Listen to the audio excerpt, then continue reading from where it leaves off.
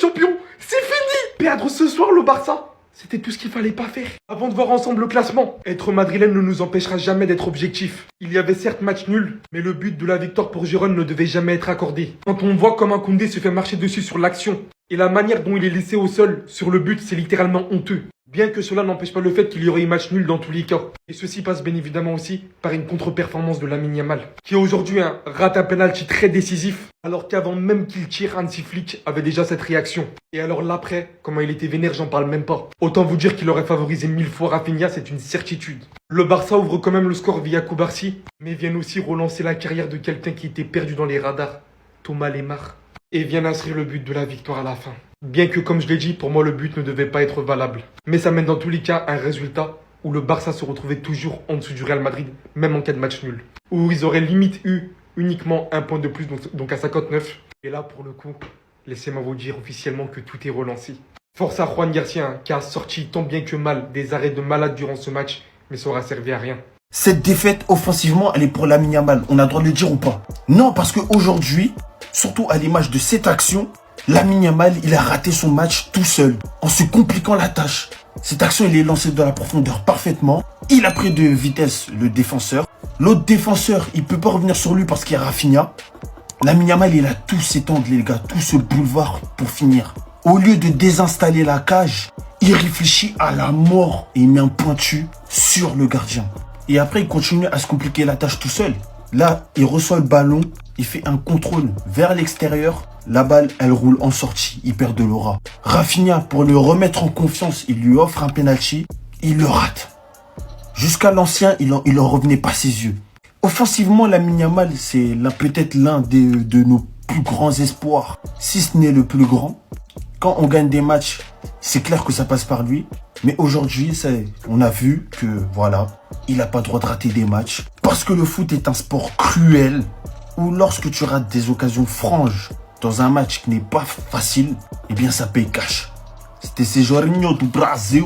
Et évidemment, quand il joue bien, on le dit. Quand il joue mal, on doit le dire aussi. Wow. Pourquoi c'est Yamal qui tire le penalty? Non, expliquez-moi, moi je veux savoir. Pourquoi c'est Yamal qui tire le penalty?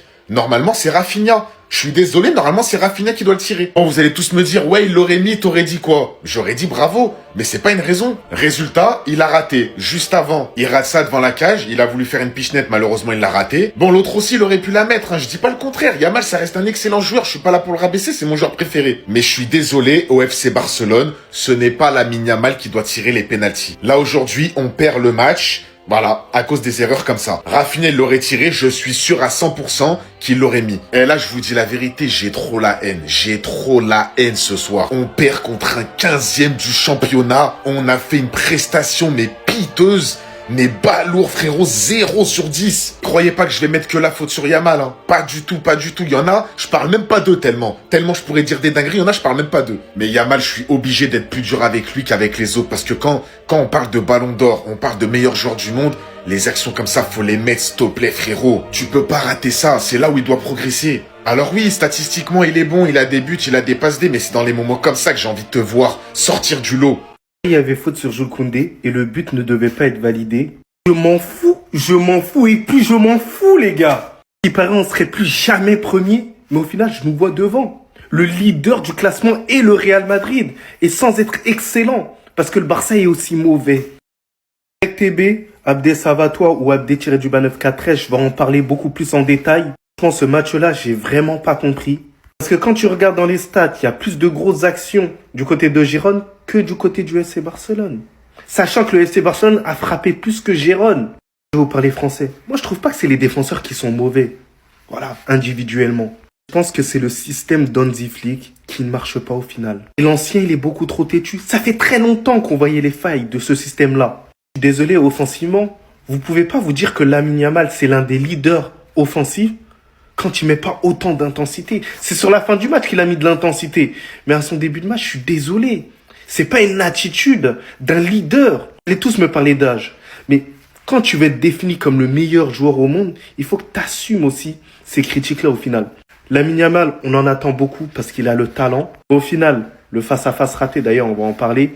Et le penalty raté, c'était pas bon. Des passes hyper suffisantes. De Jong, j'ai l'impression que quand il n'y a pas Pedri, il n'arrive pas à tenir la baraque. Et c'est déplorable. Ne me parlez plus jamais de la crédibilité de ce championnat. C'est terminé, c'est fini, c'est terminé. Et le pire dans tout ça, c'est qu'après vous allez nous parler de Negreira. Vous allez nous parler de Negreira alors que vous voyez tout ce qui se passe depuis des années en Liga. Vous le voyez très bien et vous faites les aveugles juste à cause de votre haine envers le Barça. Comment tu n'annules pas ce but avec toutes les technologies possibles pour cette faute sur Koundé? Comment?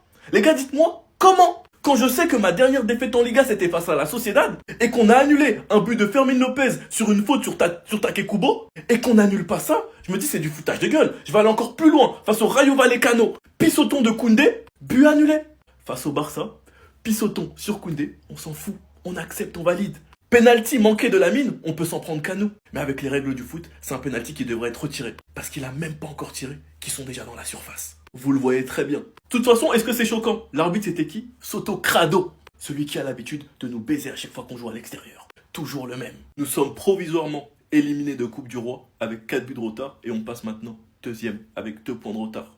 2 points de retard en Liga. On vient d'enchaîner notre deuxième défaite. Mais bon, les défaites en Liga du Barça ne sont jamais sans scandale. Pourquoi? Parce qu'ils savent pas arbitrer dans le championnat. Tu perds contre la Sociedad sur un arbitrage dégueulasse. Tu perds aujourd'hui contre Girone sur un arbitrage dégueulasse. Et un but honteusement accordé. C'est une honte. Avec toutes les technologies, au final, ça sert à quoi? Sachant que ce type de but, on te les a déjà annulés plus d'une fois. Quand c'est le Barça, c'est le moindre petit détail pour annuler ces buts-là. Que ce soit le hors-jeu, que ce soit des fautes, des pissotons. Mais quand c'est nos cages, on s'en fout. On a le droit de tout faire. Bien évidemment que tout le monde est allé péter un câble, mais ça m'étonne pas venant de Soto Crado.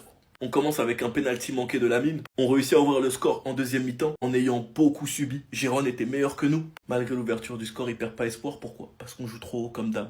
Égalisation de Lemar. Et ils sont venus nous enterrer. Ensuite sur un but qui n'aurait jamais dû être accordé. Sans Garcia, on prend je ne sais combien de buts dans ce match. Il y a un réel problème en défense. Heureusement qu'il est là. Pour moi, il est l'un des meilleurs gardiens du monde. Et c'est un braquage qu'on a fait à Espanyol. Encore une fois, on donne des carrières. C'est ça l'histoire du Barça depuis 2 ans. Sinon, vous les gars, vous en pensez quoi? Ramenez-vous sur ta personne, on s'ennuie. Les gars, ce soir, c'est Lamine Yamal qui a donné la première place au Real Madrid.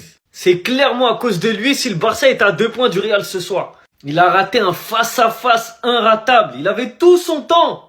Il met un vieux pointu bizarre, piqué bizarre, j'ai pas compris. Et puis t'as un penalty, tu tires sur le poteau, tu cadres même pas. Toute la saison, on reproche aux joueurs du Real d'avoir des penaltys. Oui, le Real, ils ont plein de penaltys, Mais au moins, ils les mettent. Au moins, ils les mettent au fond. Et ça leur donne des points au final. Maintenant, voilà, le Real se retrouve premier. Ils vont faire les malins toute la semaine. Alors qu'en fait, ils ont même pas le niveau d'être premier. C'est le Barça qui donne la première place au Real. Perdre des points à Gérone, perdre des points à gauche, à droite. Le Real, je sais même pas comment vous dire. Le Real n'a même pas la qualité pour être premier cette saison. Le Barça, ils ont la qualité, mais ils donnent des points. Et ils donnent la première place maintenant. 2 points d'écart. Et c'est Lamine Yamal. C'est bien de l'encenser quand il fait des gros matchs. Mais ce soir, c'est lui qui donne les points. Donc faut lui tomber dessus. Les gens en détente, comme si, je sais pas, en fait, ils croient que c'est des matchs amicaux ou quoi? Les gars, 3 points, c'est 3 points. Ça sert à rien de battre le Real si après tu perds des points dans tous les petits clubs. Ça sert à rien. Donc j'espère que Lamine, il va se reconcentrer, que la prochaine fois, il va prendre le match un peu plus au sérieux.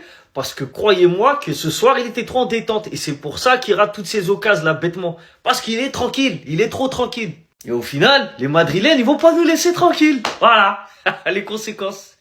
Alors là, ce qu'on vient de voir n'est pas normal. Ce que Juan Garcia a fait aujourd'hui n'est pas normal. Et avant même de parler de lui, est-ce qu'on peut parler de Lamine Yamal qui a rendu fou aujourd'hui Hansi Flick? Là, c'était clairement la définition de c'était pas son jour. Tellement le frérot a raté des occasions aujourd'hui, même Hansi Flick ne sait pas regarder son penalty. À son niveau, comment c'est possible de rater ce genre d'occasion? Un contre un face au gardien, au lieu de placer le ballon, non. Il cherche à lober alors qu'il n'a pas les capacités de lob. Une autre situation où il avait l'occasion de marquer, il l'a mal géré. Finalement, Daniel Mo obtient un penalty. Tout le monde s'attend à ce que Rafinha récupère le ballon. Non, Lamine Yamal le prend encore. Alors qu'il n'est pas dans un grand jour, c'est ça moi je comprends pas. Il prend le penalty et il le rate. Et ce qui m'a le plus choqué dans tout ça aujourd'hui encore une fois, c'est la défense du FC Barcelone. Ça c'est quelle manière de défense à vous, mais regardez le placement. Étant en première mi-temps, dès le début du match, ils étaient déjà désordonnés. Le pressing dans lequel ils étaient forts la saison dernière, c'est devenu leur point faible. Étant donné que c'est à cause de ça que la défense se fait toujours avoir, le milieu ne presse pas, Deschamps ne sert à rien. En fait, j'ai comme l'impression que sans Pedri, ce milieu là n'est pas efficace. Le pressing est très mal exécuté, ce qui fait que Girona ressort beaucoup trop facilement. Heureusement pour le Barça aujourd'hui que Girona ratait énormément. Et malgré tous ces ratés, ça n'a pas pas empêché Girona d'aller chercher la victoire. Après le magnifique but de la tête de Cubarsi, Girona a très vite égalisé. Une grosse passivité encore une fois de la défense du FC Barcelone. Regardez Gérard Martin,